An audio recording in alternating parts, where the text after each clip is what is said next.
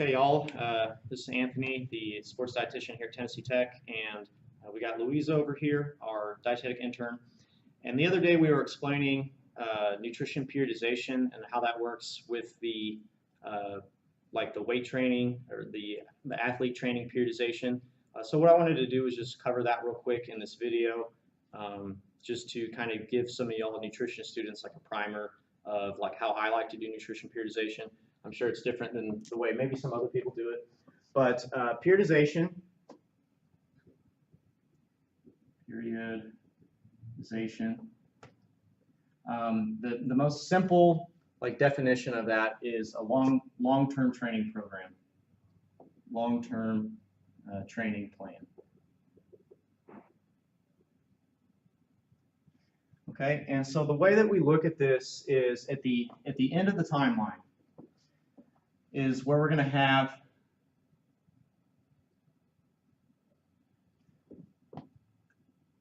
competition. Okay, and for a lot of sports that like compete all year, or for example, do something like that. Let me get the glare off of there. You know, you might want to pick like either make this like the in season, or you might want to pick like the most important like competition. Okay, so since periodization was first used with like Olympic weightlifters, right? Basically, this is, you know, this would be like the Olympics in like the most classic sense. Okay, and then what we're going to do is we're going to work our way backwards from the beginning of like the timeline. Okay, let's say in this example we're doing football. Okay, so we'll say this is like the competition season. So over here would be like the first game of the year, and then over here would be like the last game of the year. Okay, so however many weeks or months that is. So what the strength and conditioning coach is going to want to do is they're going to want to peak their athletes at this point so that they're in their most sports-specific basically training, physique, and energy systems and all that is primed for exactly what that athlete needs. Okay, and if they're doing a linear periodization, that's going to look like basically three blocks. Okay, and for like a classical periodization, the first block is going to be hypertrophy. The second block is going to be strength. And the third block is going to be power, speed, you know, and like sports specific stuff. Okay. The other thing to consider is that you know, every coach does it differently. And so our strength coach, he was explaining to me yesterday that he has a short block here that I think he called it like his adaptation phase. Basically just like that first couple of weeks that he gets them, just like really getting them into shape. And then does it like this, except he does like kind of like a strength hypertrophy and then like a power sports performance. But basically we're moving in a linear way towards competition. Okay, and then what we also need to consider is that we have an off season. Okay, so this might be like a summer break or winter break when the athletes are basically either on their own or they're not competing at that time, and that's also going to be an important time to look at with sports nutrition. Okay, so basically the way that this is set up is that if we look at over time, let's say that this is time and this is volume. Okay, and another way we can describe volume is you know, maybe energy needs. So in a linear periodization, in a hypertrophy phase, volume is going to decrease over time. Okay? But in just the opposite sense, oops, that's not a good marker. Hopefully the screen works. Okay. Intensity is going to increase over time. Okay? So volume is going to be more of a, how do I put this? It's going to be more of a metabolic demand. And intensity is going to be more of a neurological demand, right? Not saying that, and intensity being described as a percentage of 1 rep max. Okay. So here in the hypertrophy phase, we're doing lots of reps, lots of sets, shorter rest time, just basically getting in as dense of a workout that the coach can, right? And then as we go along, moving into competition phase, those things are going to switch off. Okay, so where the volume goes is basically where we want to follow that athlete with calories. So here at the and during the hypertrophy phase, this is going to be the most amount of calories, and this is going to be weight gain. Okay, so because they're trying to build muscle, we want to provide them with an adequate amount of calories to do so. And so we're going to say, okay, we want that athlete to gain weight. During the strength phase, and I'm going to put a double arrow to show like this is like the most like aggressive weight gain, of what we want to accomplish there. Okay. Here during the strength phase, during that transition, I would also say to still increase calories, maybe like less aggressively, because we're still going to get some physiological changes here. And maybe during the power and speed phase is where we're going to reach weight maintenance, and we're actually going to continue that throughout the competitive season. Okay. The reason is that we just want to complement what the coach is trying to achieve and let him or her get the maximum amount of benefits within these mesocycles. This would be the macrocycle. The mesocycles are broken up like so. The other thing to consider is that weight loss, right? So weight loss means a number of different things for an athlete. It means they're going to have a decrease in energy. It means they're going to have a decrease in ability to gain muscle. It means that they're going to have an increase in their fatigue and an increase in their needed recovery time.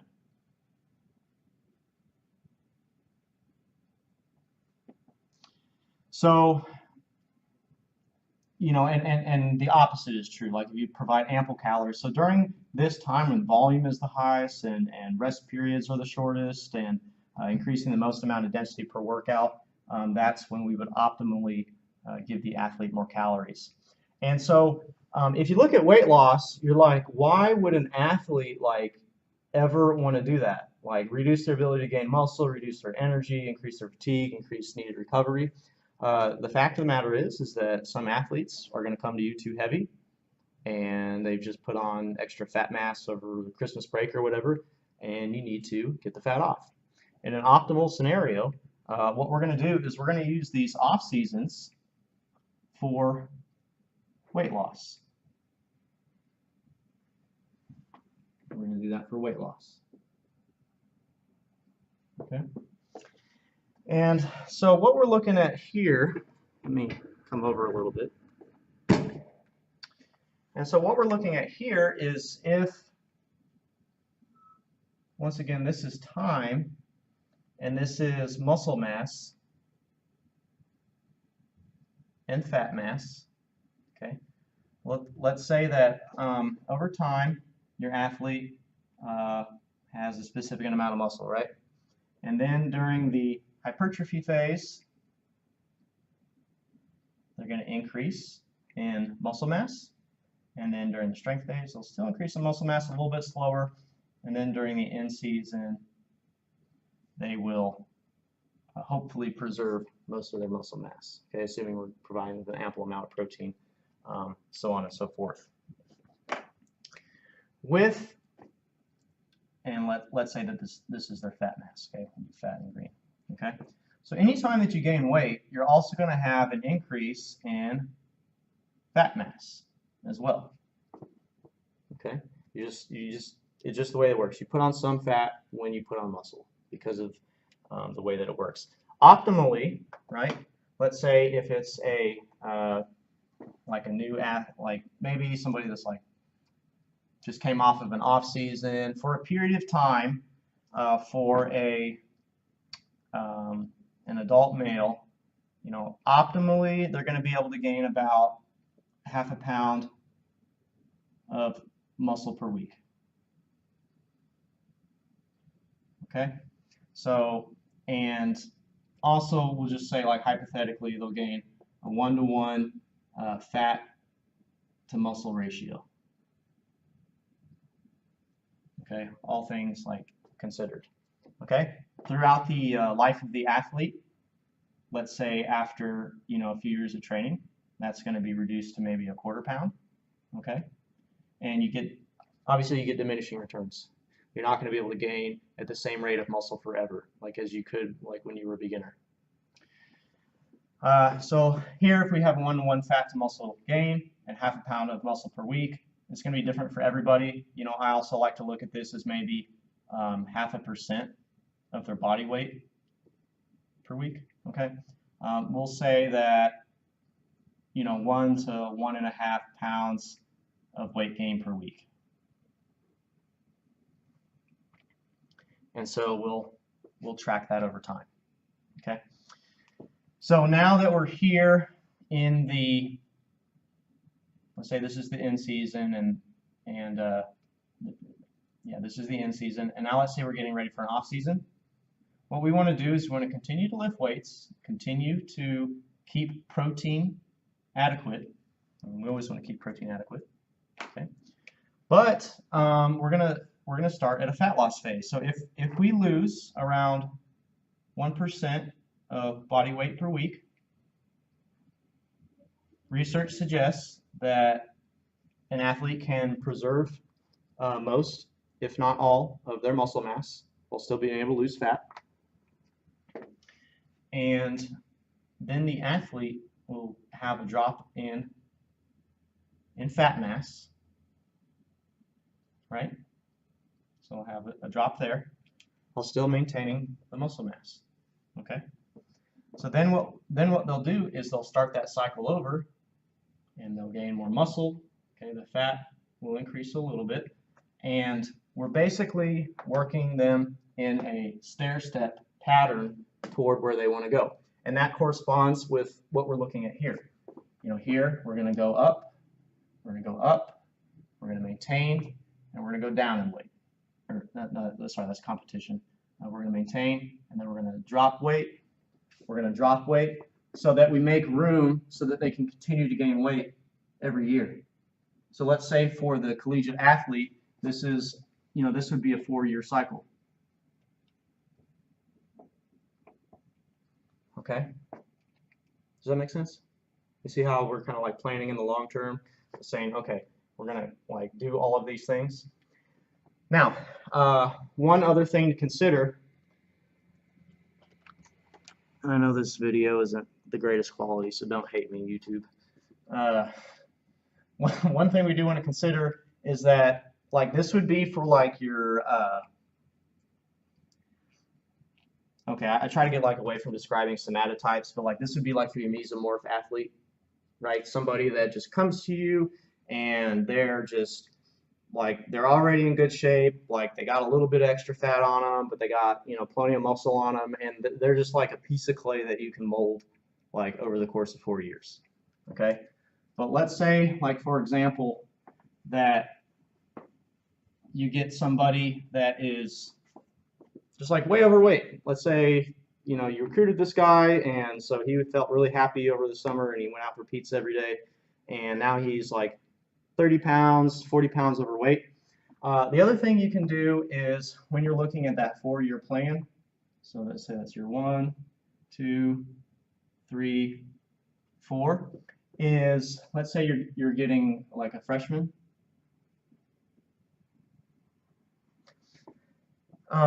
If there is a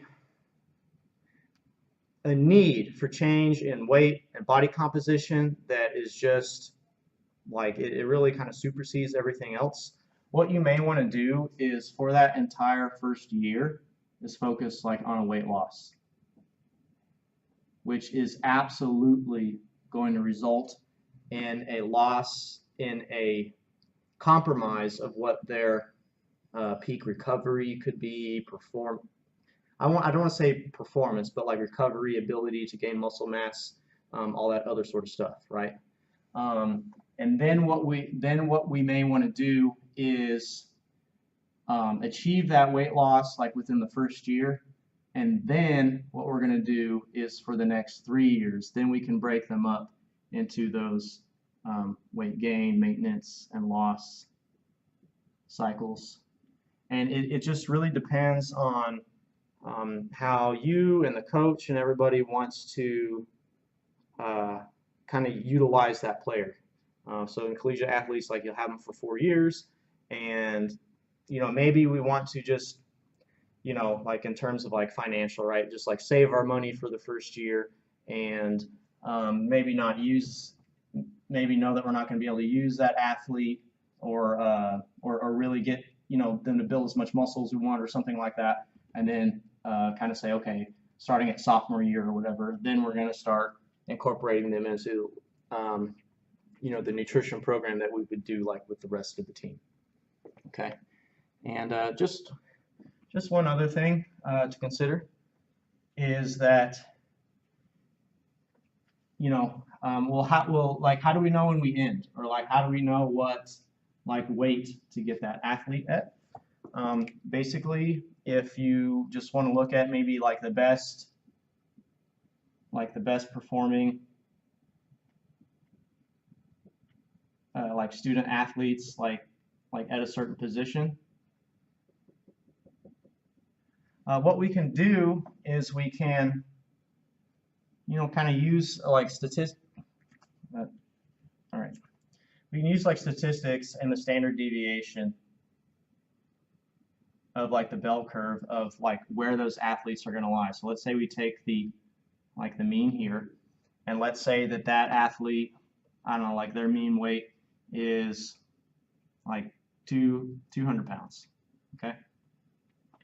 If we look between the first and second standard deviation here, we're going to get a range, and we know that 68, I'll just call it 70, that 70% of all the best performing athletes are going to fall like within this weight range, right, for that student athlete's height.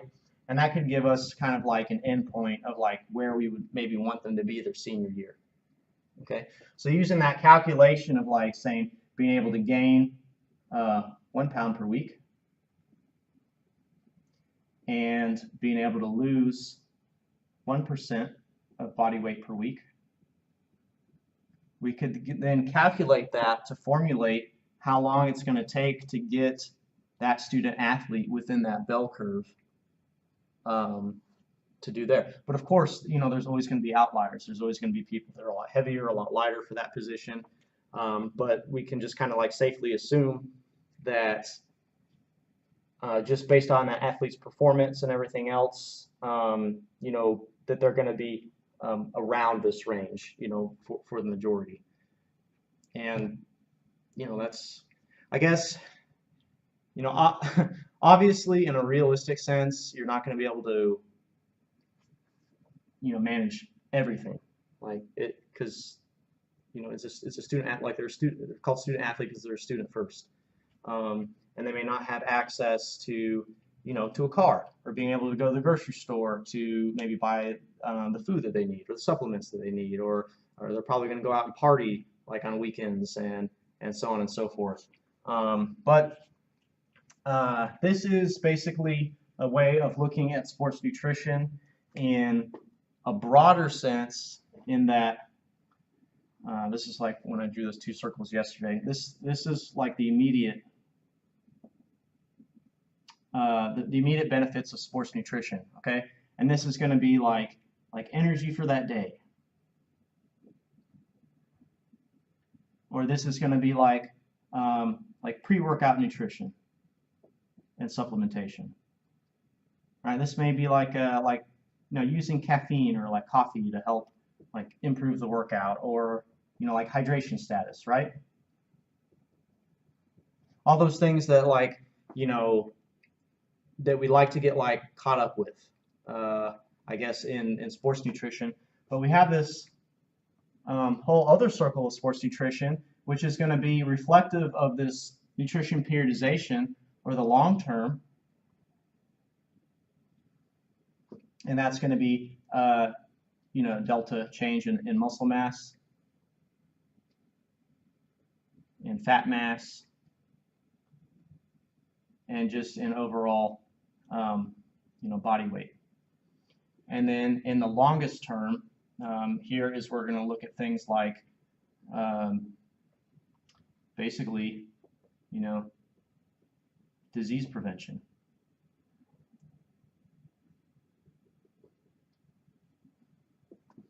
So if you look at sports nutrition, sports nutrition should be looked at as a short-term investment in your energy and ability to perform that day, as a midterm investment in your ability to put on muscle mass and reduce fat and basically achieve your best power to weight ratio, and a long-term investment in that student athlete's health, in their heart health, in their bone health, in preventing cancer, and preventing multiple diseases.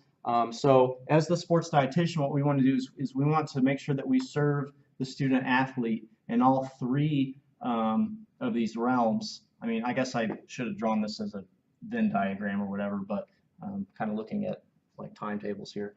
But we want to serve the athlete in all three of these realms. And if we really want to get somebody better over the course of the 4 years, we're really going to have to focus on this in addition to just this.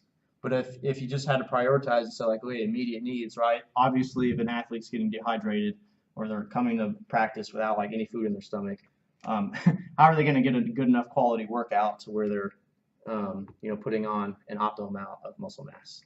But anyways, so that's just my 2 cents on nutrition periodization, looking at some of the long-term effects there.